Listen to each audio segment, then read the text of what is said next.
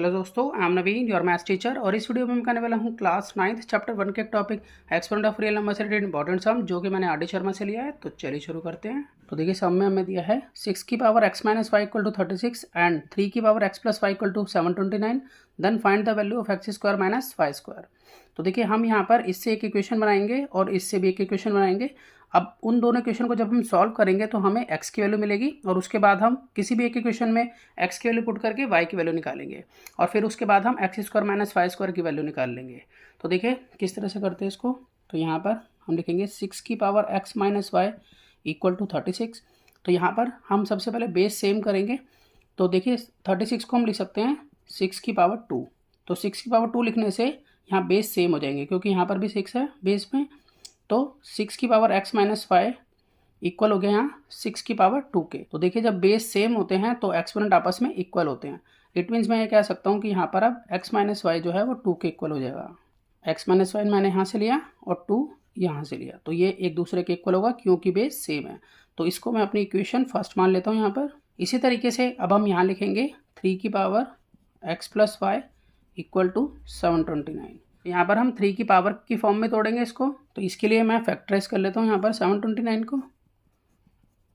तो देखिए, ये 3 से जाएगा पहले। 3 2 जा 6, 3 4 जा 12, 3 3 जा 9, फिर यहाँ 3 8 जा 24 और यहाँ 3 1 जा 3, 3 2 जा 6, 3 7 जा 21, फिर यहाँ 3 9 जा 27, यहाँ 3 3 जा 9 और फिर यहाँ 3 1 जा 3।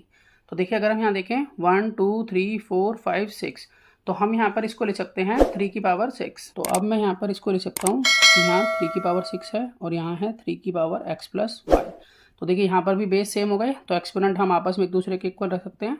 x प्लस वाई यहाँ पर 6 के इक्वल हो गया। इसे मैं इक्वेशन सेकंड मान लूँगा अपनी। अब इन दोनों इक्वेशन को हम सॉल्व करेंगे। अब इन दोनों इक्वेशन को हम ऐड कर लेते हैं।